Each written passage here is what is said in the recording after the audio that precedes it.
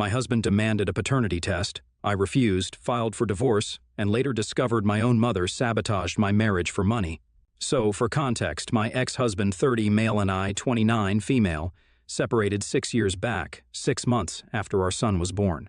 My ex-husband and I had been married for a year and a half before that and had dated for 2 years in college. We went to different colleges, but we had a common friend, Dan Phi male fake name, who was responsible for setting us up together.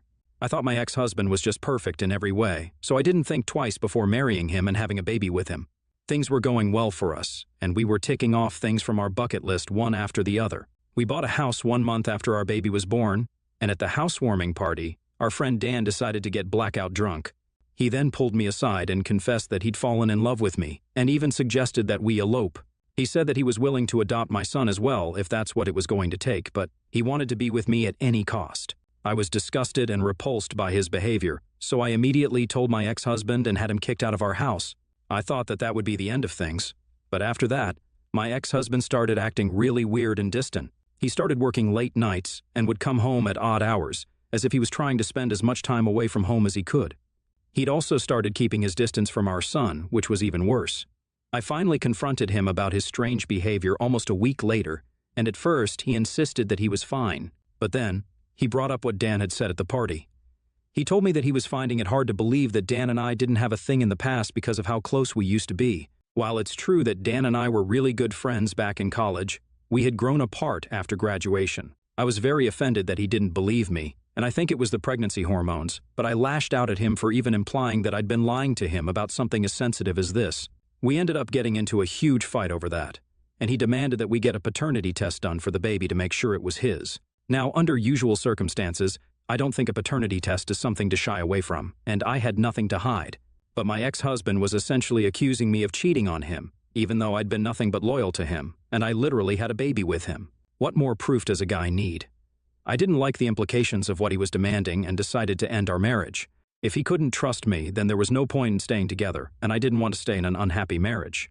I had a son now, and I wanted him to grow up in a happy home. I didn't want to see my ex-husband at all, so I packed my stuff up that night itself and moved in with my mother. My dad had passed away from a lung disease years before my baby was born, and my mother lived by herself, so I figured that she'd be glad for the company too. She really was happy to have me over, told me I was doing the right thing, and was overall really supportive of my decision after I told her what had happened. The next day, I filed for divorce and full custody of my son. My ex-husband didn't contest either, and even terminated his parental rights. Within 6 months, the divorce was finally finalized, and that was that. I didn't hear from my ex-husband after that. I got $70,000 in the divorce settlement, which was just about enough for me to start a new life, a better one for me and my son. I resumed working a few weeks after my divorce had been finalized since my maternity leave was over anyway, and I tried my very best to work as hard as I possibly could without compromising on my time with my son. It was difficult to balance both as a newly divorced single mom, and the guilt was insane, but I powered through it all somehow. I stayed at my mother's place for the first couple of months, but then got an apartment of my own and moved in because I wanted to be independent, and also because my mom was getting old, and I didn't want to burden her by overstaying my welcome. She'd never tell me to leave herself, but I knew I had to get back on my feet somehow. So despite her protests, I still moved out and hired a full-time nanny to look after my son. That's how the first few years post my divorce worked out for me. Fast forward to 6 years later, I'm now living in a much bigger apartment and working in the same company in a higher position for a bigger paycheck. And I'm actually kind of proud of myself for achieving this now that I say it out loud. My son has everything that he could ask for, and I'm very thankful that I can provide for him. I've moved on from my failed marriage and have even gone on a few dates and had a few flings in the past couple of years. But that's about it. I haven't had any serious relationships after my divorce, despite my mother's insistence that I find a new husband and get remarried. I'm just not interested in being a wife right now and only want to focus on being a mother. It's just me and my son now, and I assume that that's the way it will be until I find someone I like and feel ready to get married again. But a few days ago, our lives were interrupted by the sudden reappearance of my ex-husband. I haven't heard from him ever since we got divorced, as I had mentioned earlier. A couple of friends had told me that he'd moved to Australia a few months after our divorce, and that was the last that I heard of him. So for him to suddenly turn up at my door was a huge surprise for me. I didn't even know he'd found me. But after overcoming the initial shock, I told him that I wasn't willing to speak to him and that he needed to leave. He said that he'd leave, but before that, he needed to apologize and explain his side of the story. I was hesitant to give him a chance, but I was also curious to know what he was here for, so I agreed to talk to him. However, I wasn't going to do it at home, especially not when my son was around. Since it happened to be the weekend, I couldn't talk to him back then, so we arranged to meet at a nearby restaurant yesterday. Yesterday, he finally talked about what had happened all those years ago, and boy, am I in a situation right now. He obviously started by apologizing to me and told me that he'd made a huge mistake. Then he said that my mother was actually the one who was responsible for our divorce. Apparently, after I told him about what Dan had said, and after he had kicked him out, she had reached out to him a few hours after the party had ended, and said a couple of things to him that I still can't wrap my head around. She was the one who told him that apparently Dan and I were a thing back in college, and she was sure of it. She'd also told him that she suspected I'd already had an affair with Dan, but now that Dan seemed to be in love with me, I was scared of breaking things off and had to resort to throwing Dan under the bus to get rid of him. My mother was the one who had fed my ex-husband all the bullcrap about me and Dan and made him doubt my loyalty, which is just insane. When I refused to agree to a paternity test, that just felt like an admission of guilt to him, and he hadn't been able to take that, which is why he left me. A few weeks ago, Dan had reached out to him on social media and sent him several screenshots of his chats with my mother, leading up to the day of the housewarming party where it all went down. My mother had promised Dan that she'd clear the way for him soon enough, and she promised him that I wouldn't be married to my husband for much longer. In return, Dan had promised to pay my mother $30,000 to make it happen for him. It was horrifying for me to realize that these chats were actually real because I knew that my mother would always sign her texts with an E, which was her first initial. So, they had to be real. It was no surprise that Dan had offered to buy my mother's help because he was a trust fund baby and was used to having his way all the time, which is what he tried to pull off here as well, but failed. As you guys know, I'm still not with Dan and haven't even spoken to him since the day he was thrown out of our party. I don't know why Dan chose to come out of the woodwork all of a sudden now, and neither does my ex-husband, but he's definitely turned my world upside down with this information. The more I thought about it, the more ridiculous it seemed, but it also added up. My mother had been uncharacteristically happy and way too supportive when I told her I was getting divorced. Even though she'd always leaned towards having conservative views, she'd also tried to talk about how she felt bad for Dan, and how that poor guy deserved another chance to make things right with me. But I'd always shut her down because I just genuinely didn't like Dan. He was fun in college, but he was an entitled man-child and definitely not my type. She'd also tried to set me up with a couple of her friends' sons after my divorce, and they'd all been the same. Corporate employees with a significant paycheck but barely any personality. I guess she wanted a rich husband for me. My ex-husband was doing well at the time, but we were nowhere near qualifying as rich. Even the house that we bought was being paid for by my in-laws, myself, and my ex-husband. It took the four of us to buy a small house in a decent neighborhood. So, we were comfortable, but we weren't wealthy, and my mother had always taught me that money matters the most. So, I'm not surprised that she did what she did. I'm just surprised that she didn't hesitate to ruin her own daughter's relatively happy marriage and deprive her grandson of his father for 6 whole years just because she believed that I needed a rich husband. When my ex-husband showed me those screenshots and the chats between Dan and my mother, I almost fainted because of how shocked I was. After a while, I told my ex-husband that I'd talk to him later, exited the restaurant, and then drove straight to my mother's house to confront her about what I just found out. I didn't beat around the bush and got straight to the point as soon as she opened the door. She tried to deny it at first, but I could see that she was getting really flustered, and eventually, she broke down and confessed that she had indeed agreed to help Dan out all those years ago because she was in dire need of money at the time. She'd been a stay-at-home mom all her life, and after my dad passed away, she had nobody to rely on and was struggling with the bills. The money that my dad had left her had been enough to sustain her for a while, but after that, it became really difficult for her to survive on the savings. She said that she'd thought about asking me to lend her money, but I had just purchased a house and had a baby, and I'd complain a lot about how expensive everything was quite often. So she felt like she couldn't come to me for help either. She had been looking for jobs for a couple of months, but had been turned down everywhere since she hadn't worked before. As a last resort, she agreed to help Dan, who had reached out to her a couple of weeks before the party. She'd intended to put in a good word for Dan after manipulating my husband to leave me, but Dan had jumped the gun.